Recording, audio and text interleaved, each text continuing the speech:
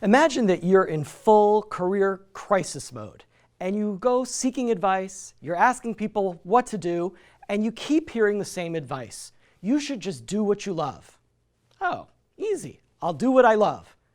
It's not that it's bad advice, it's just useless. What does that mean? How do you find do what you love? For the next few minutes, I hope to be able to give you a roadmap to do what you love, to deconstruct it, if you will. I actually was one of those people that knew what I wanted to do. I wanted to be a teacher, and I let my parents talk me out of it. I ended up becoming a lawyer.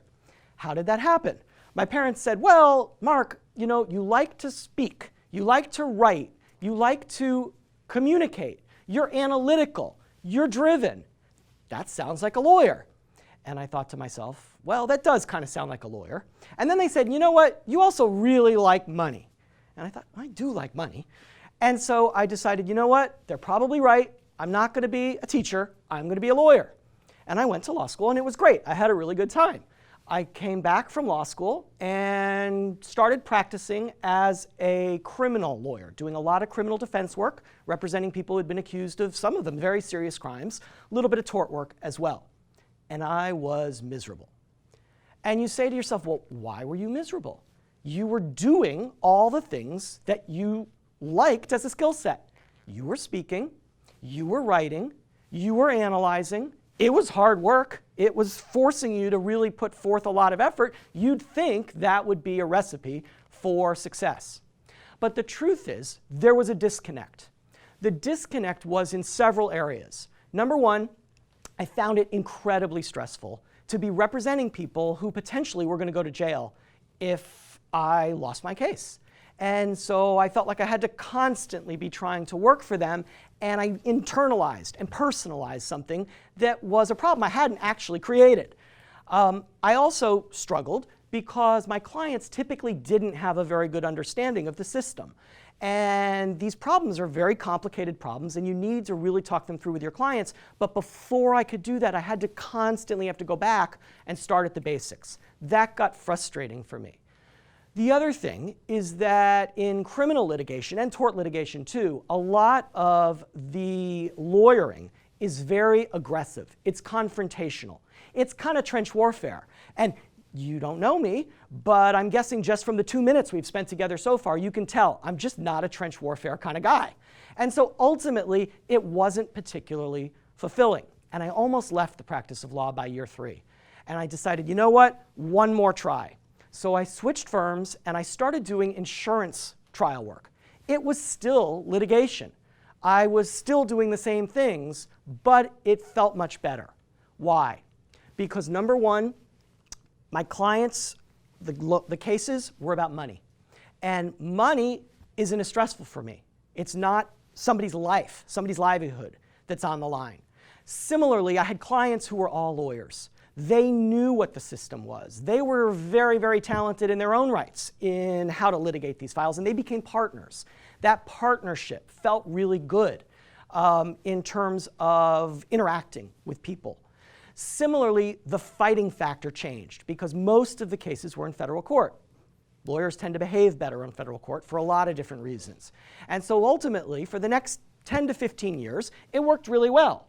I also started bringing in management functions into the job. But the management positions I chose were very teaching focused. I became the insurance department chair nationally, so I was coordinating a team of lawyers across the country. I was taking the position of a national associate development partner.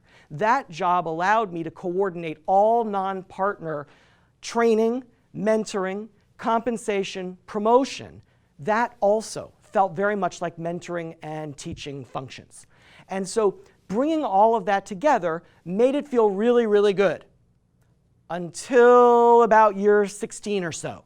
And then it wasn't good again. Why? Because those same pressures that we talked about before, the stress of the stakes, that was back. Because now these cases got really, really big.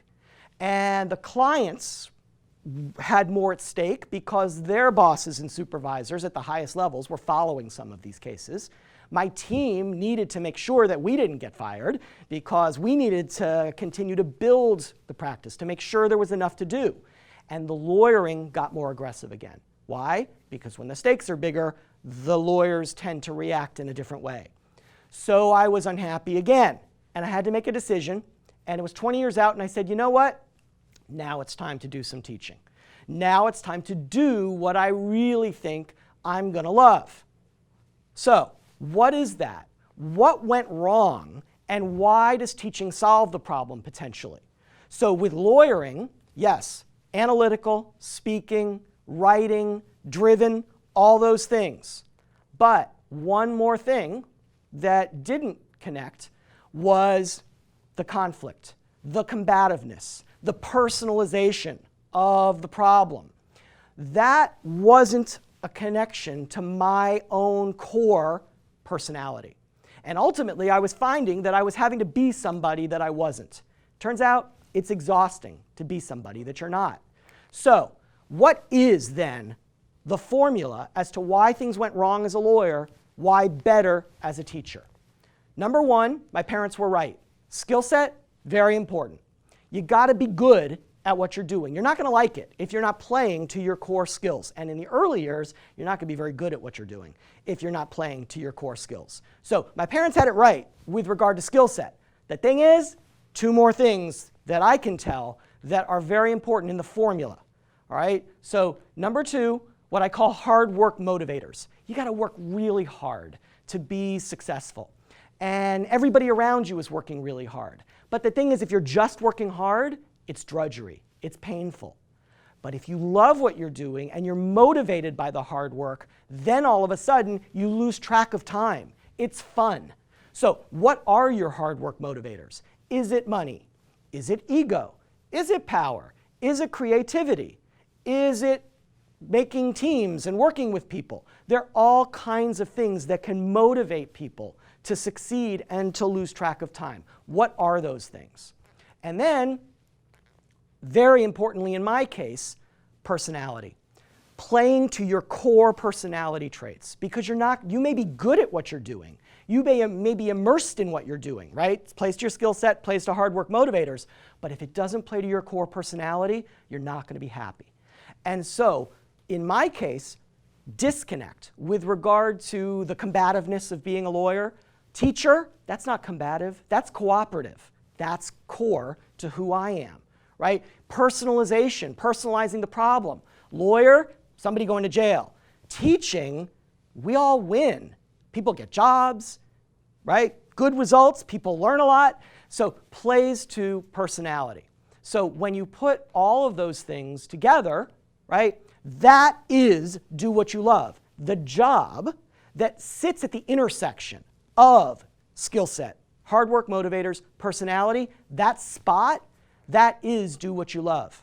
Now, the easy part is where you fall on that spectrum, skill set, hard work motivators, personality. The harder part, which job fits into that slot, right? You can't know that in the early years of a career. Why? Because you may know yourself, but you don't know every other job out there and what the core functions are that that job requires. And so ultimately, it takes experimentation. It takes looking at what you like, what you don't like, what gets you excited, what makes you nauseous. All of that, those are data points. Those data points over time add up to enough information that over a spectrum of a career, you get to the right spot. And the truth is, it's not that my parents were wrong. When I was talking about being a teacher, I was 18 years old. I was talking about being a high school teacher. The job I have now, yeah, I'm a business law professor, but I'm also the academic director of career resources, where I get to work with hundreds of students on their job search, on their core purpose and goals, on their interviewing style, communication. That's core to who I am too. So it took me 20 years to build the skill set and the sense of self to be able to find that fit. That fit's out there for everybody. It's a matter of getting introspective and experimental to understand exactly what works best for you and to be patient, not to look for the perfect job right out of the box. If you find the perfect job out of the box, it's really more that you're lucky than anything else as far as I'm concerned. Ultimately, It's about connecting all the dots of the various data points and the various experiences to give yourself the freedom and the time, the patience to find that right spot. And I wish everybody luck in that regard, and thanks so much for your time.